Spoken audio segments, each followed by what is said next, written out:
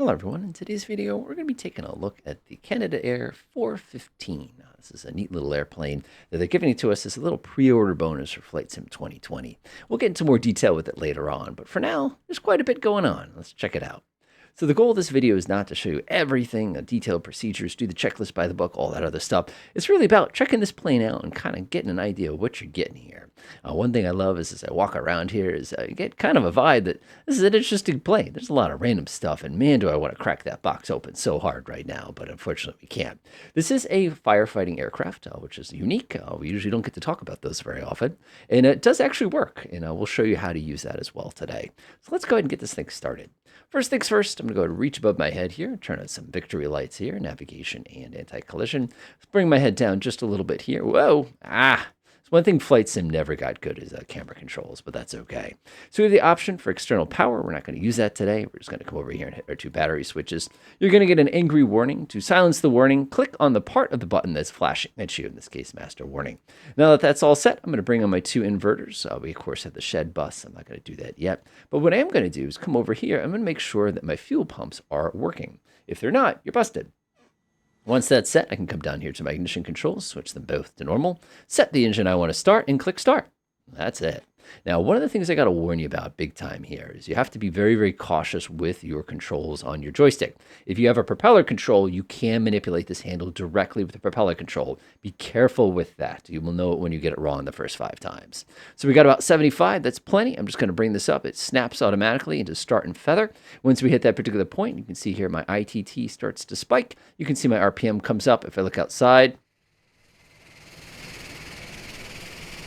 you can see it angrily chopping away at the air there and booting up pretty quick here. We don't have tons and tons of fuel on this thing, but that's okay. I'm a little curious as to why it's unbalanced. As a matter of fact, it bothers me, and I have to go fix it now that it's unbalanced. There we go. It's a little bit better. Much, much better. So we have everything set up. That engine's running smoothly. I can now go ahead and fire on a couple extra switches. We'll bring the generator on. Looks good, looks good, looks good. Nice. Let's go ahead and get the left side going too.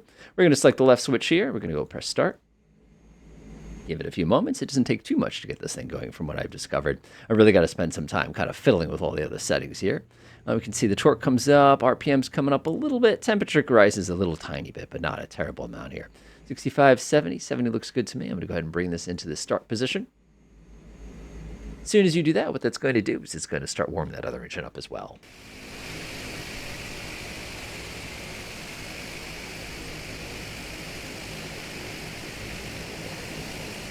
Delightful. We're good to go. So it's going to finish kind of spinning up. So it takes a few moments, a lot of inertia to overcome. And one of the important things we just need to be mindful of is once we've done that, so we need to go flip on our alternator, bring on the shed bus. You're going to get a warning here that this is off. That's okay. This is basically the backup for the other one. So don't panic that that's set to the off position. Nothing bad will happen, and don't panic that we have the pumps on either. We need those as well. So our battery charge load is 329. Don't panic. That's charging. That's not a problem. Of course, you can go to the generator and see the individual loads there. It's not much. So now what we're going to do is we're going to get this thing in the air. Pretty easy to do. I'm just going to come and look down here. I'll give myself a couple clicks of flaps. Now we're going to start migrating towards the runway there on my right. Now, one of the things I find kind of interesting about this plane, like I said, it's got a different vibe to it, is it's just very task-oriented. It's got all the critical instrumentation that you'd expect, like on a regular aircraft and everything like that. But it's also, kind of mellow in its own sort of way. There's not a lot of extra doodads and navigational tools. It's there, but, we don't even have a built-in GPS or anything like that to make our lives a little bit simpler. It's just kind of, you get it as it is. And, of course, I'm going to try to give myself a little bit of takeoff room, even if we go in the grass. This is Whiskey 29er, by the way, Bay Bridge Airport. It is a tiny airport. And as you can look out the front here, it doesn't give me a lot of room. Unfortunately, we're not carrying any water. If we were carrying water, I'd probably think twice before attempting this takeoff here. There we go. Go line it up like that. Delightful. So again, not a full tutorial here. We're just kind of trying it out for ourselves. We're going to go ahead and get a couple things ready to go before I get going. One thing I want to do is I'm going to go ahead and set the probes, make sure they're in the correct position for us here. These are the ones that's going to suck water out of the literally the ocean, basically. And one thing I do want to do is I'm going to come to my prop switch, and I'm going to go ahead and set this up correctly. There we go. You should hear a minor acoustic change. Nice. Flaps are set correctly. Give everybody the wiggly waggly. We're pretty much good to go. Hold the brakes. We're going to smoothly apply. And let's go. Now, the first time I took off from this runway with this particular airplane, I legitimately expected not to get airborne. You'll need a little bit of right aileron, by the way. There we go. Looks pretty good to me. Give it a tug. We're in the air, landing gear up. So because we're going to be collecting some water to do some firefighting action here, pretend firefighting action here, I'm going to go ahead and head over here, select my probes and put them in the down position like this. I'm also going to go ahead and shut off my GPWS and put it in C mode. Now we're ready to collect some water. Collecting water in this thing is, it is a chore, but it's actually kind of exciting for those of you looking for the next big aviation challenge.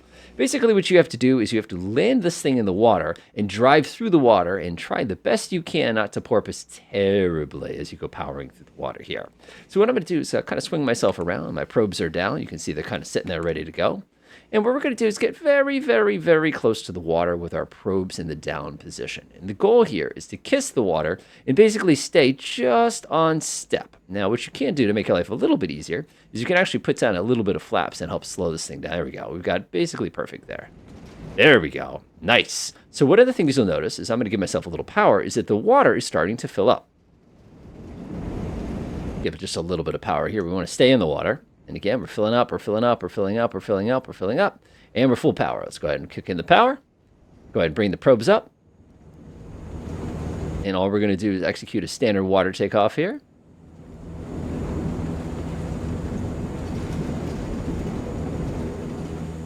Nice. In the air. And now we have a nice belly full of water ready to utilize here. I'm going to gently kind of climb out here. This is definitely not an airplane you're going to be ripping around at full power all the time.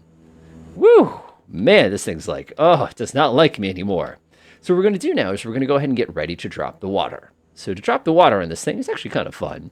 Come over here, you'll notice you have this kind of like little mode control panel here. The first thing we have to do is arm the water drop by hitting this switch right there. You can see it's armed.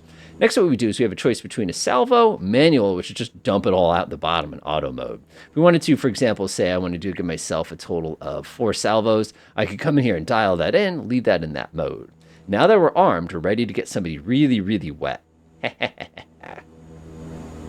and kind of reduce power a little bit. Again, I'm about, call it half throttle right now. Now, the button to drop the water is right there. So that's going to be the one that you're going to mangle when you're ready to go ahead and soak somebody here. So what we're going to do is we're going to get ourselves in a good position. Again, we don't have to worry about things like actual fires because this is an earlier version of Flight Sim. I'm sure when we do this video for 2024, it's going to be a little different because we're actually going to have to worry about the real fires, so to speak. I'm just going to confirm everything looks okay. Yeah, looks okay. Somebody the other day was asking me, what's the big deal with the number 64? I feel like I need to make a dedicated video dedicated to that one. So what we're going to do now is we're going to line ourselves up with the Bay Bridge here. I got to be really careful. I have damage turned on. So one of the problems I'll have is I'll basically crash. So be mindful of this. We're just going to line ourselves up, and we're not going to go the long way. We're going to go the short way, just on account of the fact that we don't want to do anything too crazy here. Power comes down a little bit. This thing gets going real quick here. Oh, man, look at that traffic today. We'll never know what hit them. Actually, yes, they'll know what hit them. They'll see this giant pool of water come out of us. And I'm going to come over here to the yoke. Just get ready to push the button. Beep. Just like that. And you can see we just all over that. Now, because we're in salvo mode, you can see that it doesn't matter. It emptied us out completely. And we're ready to repeat the process by flying back into the water, collecting a bunch more water, and, of course, coming back. Now, this is a neat plane. It really is. But one of the things I miss out on is having things like autopilots and stuff. You know, this is clearly a VFR style. I have a job to do. Just get out of my way and let me fly the airplane kind of airplane. One of the things I would like to do, though, is close up those water doors. There's no reason to have them open at this time. I'll seal that back up. And the difference in weight between having water and not having water is incredible in this aircraft. This is like nice. Like I could fly this thing normally.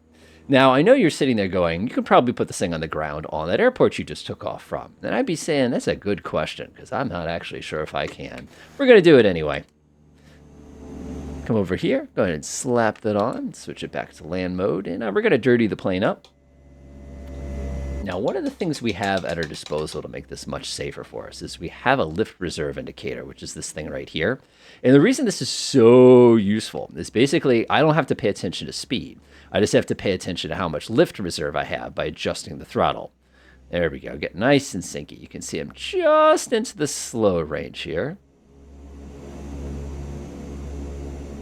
And all you have to do is align the plane and just play with the throttle to keep the AOA right in the lift reserve area. We're in the yellow. We're coming in extra slow here. We're coming in at Air Force speeds instead of at civilian speeds here. Do not pull back on the yoke. That is the thing everybody messes up when they see one of those. Just use your throttle. Just use your throttle. We got a crosswind. We're also landing with it cross tailwind. Not safe. There you go. A little nose up. Look at that. We're right in the middle of that zone with the lift reserve. Oh boy. Oh boy. Getting a little slow. A little slow. Power 0. And let's stop.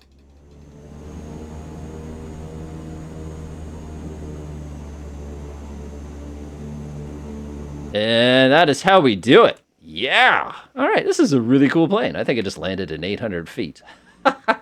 That's fantastic. So as you can see, this is a neat airplane, and I look forward to doing actual firebombing missions once Microsoft Flight Simulator 24 comes out.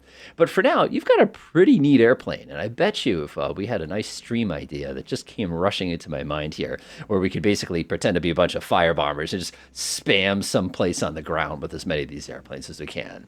But other than that, enjoy.